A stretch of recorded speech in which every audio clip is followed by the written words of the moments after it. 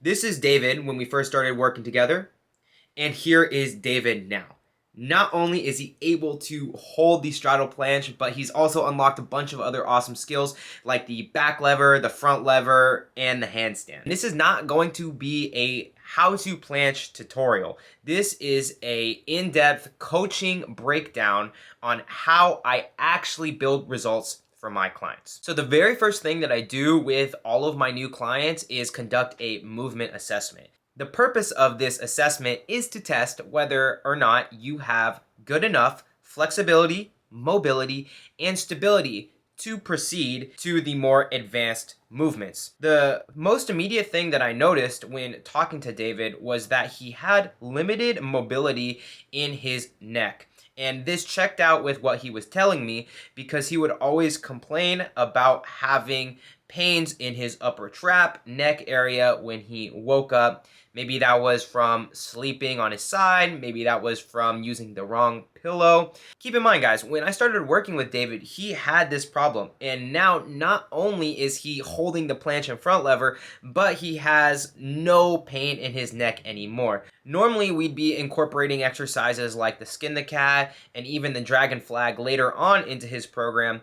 But because he came to me with this issue, we had to modify and adapt his routine to not only avoid these exercises until he felt a lot better, but we also combined myofascial release and certain flexibility and mobility exercises into his program so that not only was he training to get stronger, but he was also bulletproofing his body and rehabbing this specific spot to make sure that this would not be an issue later on in our training. So for anyone who comes to me and wants to learn the planche, my initial advice will always be the same. You want to have a clean 30-second tuck planche hold before moving on to the more advanced exercises. This is very in line with pretty much anything else in life, right? You need to be able to master the basics before you go on to the more advanced stuff. Especially nowadays, I'm seeing a lot of calisthenics athletes skipping the basics and rushing the progressions. And this might work if you're young and you're not injured, but I focus on making sure my clients achieve safe, sustainable, and effective results. So this is just a super important phase of the program. Not only were we working on mastering the tuck planche, but we were also working on increasing the reps in our pull-ups, dips, pike push-ups, and other calisthenics exercises to build upon his foundation. Of course, we were doing exercises such as the planche lean and other planche-specific movements at this time to condition that straight arm strength as well. So at the same time we were working on mastering the tuck planche fundamentals, I was also having him learn other easier calisthenics skills such as the back lever and the handstand. Not only do you want to be very well rounded with your strength in multiple body positions, but these specific movements actually do really help you learn the planche. If you can hold the back lever with clean, protracted upper back, of course, now you're going to have muscle memory to know what that is going to feel like when we do our planche exercises. And of course, it helps strengthen those muscles in general in that specific position. I was also having him learn the handstand and other handstand exercises such as handstand press and handstand push-ups. I do see sometimes athletes skipping the handstand, and this is becoming more and more common these days, and I'm really not too sure why, guys. I think maybe because it's balance and not strength, and so a lot of guys will just want to do the strength elements. But I promise you, learning the handstand is going to be super important for developing your planche skills, because now we're able to dynamically move in the planche position. So for example, you're able to train pressing up from the planche all the way into the handstand and even back down. And this is really important because, again, we're not necessarily utilizing weights with calisthenics. We have to manipulate our leverage. And if you're able to press and lower into that planche position with clean form, you're able to dynamically strengthen that planche position, which is just going to skyrocket your planche gains compared to someone who's only working on holding it isometrically. And so next, I do want to talk about the specific training structure that we used.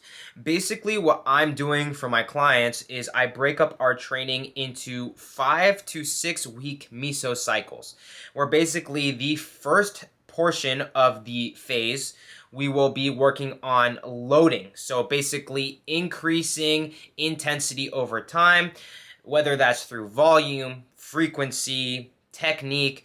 There are a lot of ways to load in that specific loading phase of our training. Then we'll go through a peak week. So this is basically where I tell my clients, hey, if there is a week to push it with your training, it's going to be this week, because your body has adapted over the last few weeks to the movements that we have been doing. And so now you're in a really good position to go for a PR. And so this is another common mistake that I see a lot of calisthenics guys making, right? Let's say you do planche 2 to 3 times a week, and every time you're trying your hardest element of planche. That's the equivalent to a power lifter trying to max out every single time they step into the gym, which obviously seems a little bit silly. But this is something that calisthenics guys do.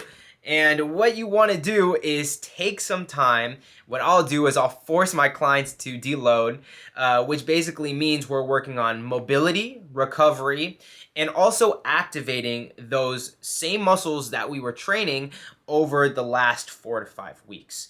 I'm not telling people take a week off, and there's a big difference, right?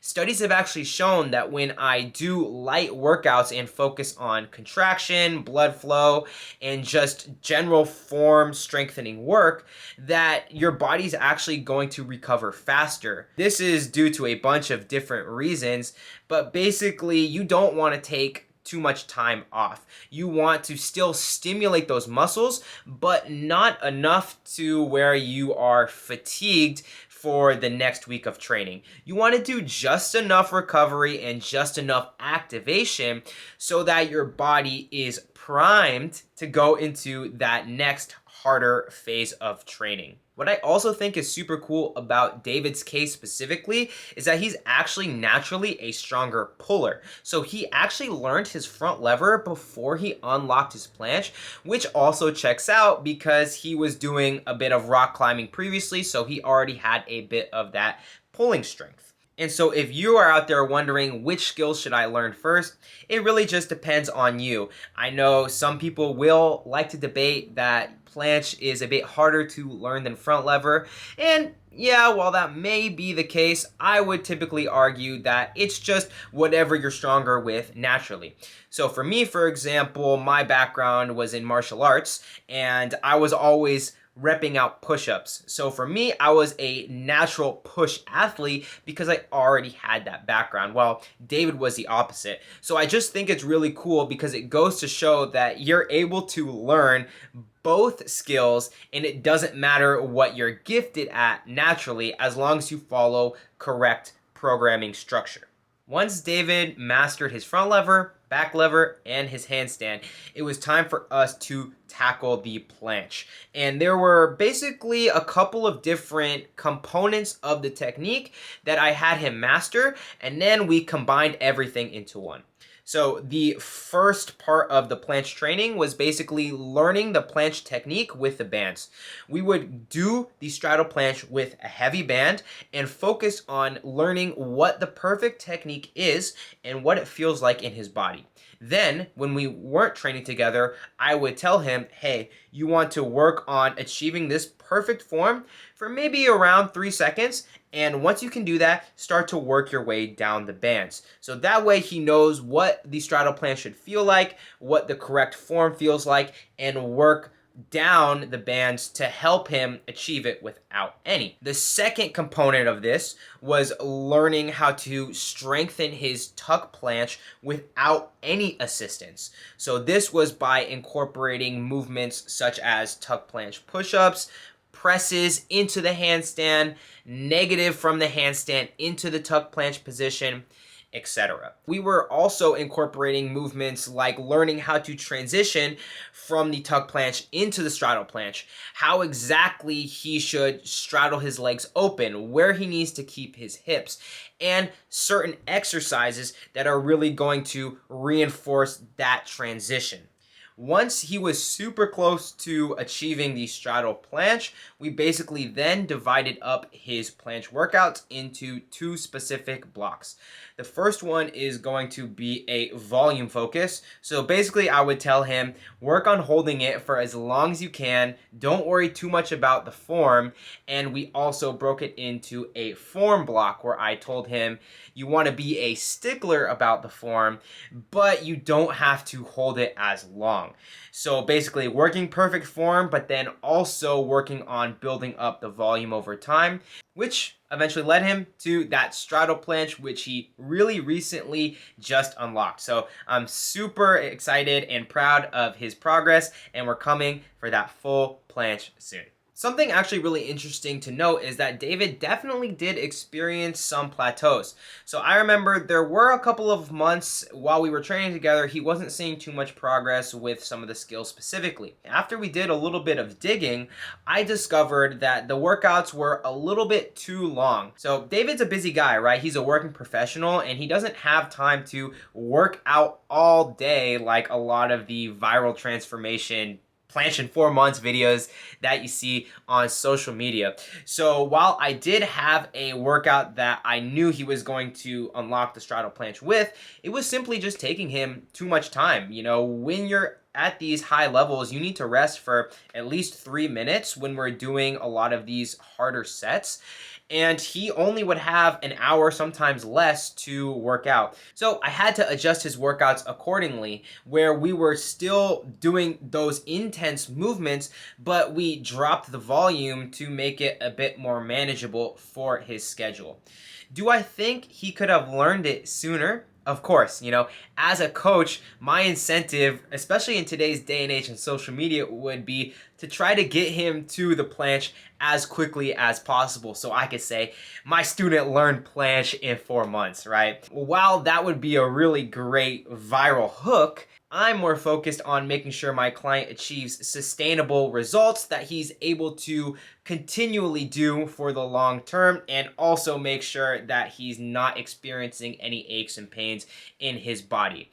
So not only did we reduce all of the pain that he was feeling, he unlocked his straddle planche, but he was able to unlock a bunch of other moves like I mentioned before: handstand, back lever, front lever, L-sit, all that stuff, you name it.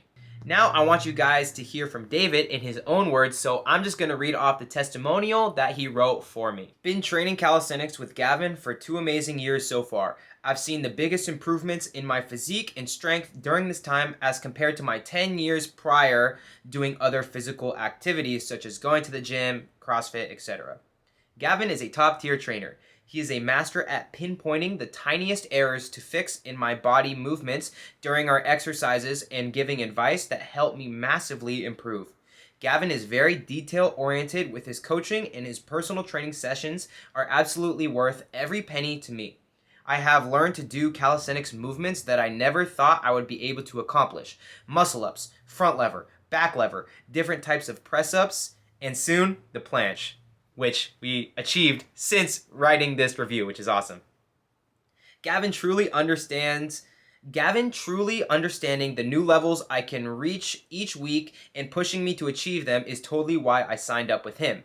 He also coaches me on other areas of my life that would help me improve in calisthenics: diet, sleep, body awareness, soreness, pain, and how to take care of my body. Without Gavin's help, I definitely would not have reached the level that I am at right now in such a short amount of time. Aside from Gavin's personal training, I am also signed up for Gavin's workout program. He closely tailors my program to my exact level. He checks in on my progress every week and notes where I excel and where I need improvements. Then he designs our next phase based on that. He also has a ton of different exercises for me to try no matter what level I am at, which makes doing calisthenics every week fun and exciting. Not to mention, he also has different types of workout formats for me, so some weeks I work on push-pull, and other weeks I am more focused on planche, front back lever, or handstand centered exercises. Gavin also tailors the program to match my busy work schedule, making sure my workouts have the right amount of exercises without overkill. The most important factor about my training with Gavin is that my improvements are constant and noticeable. I keep getting better and closer to reaching my goal of doing more awesome calisthenics movements. It's a great way to work out with results you can show off and impress your friends. That makes me really happy just to read out loud. And I want to shout out my client David one more time because he's done an amazing job of staying consistent over the last couple years, and I couldn't be more proud of him. If you made it this far in the video and you are interested in learning more about my coaching methodologies or possibly working with me, go ahead and check out my free Facebook coaching group, guys. I post every single week calisthenics coaching tips completely for free, and you get access to my amazing community of over 6,000 members who are also interested in learning calisthenics.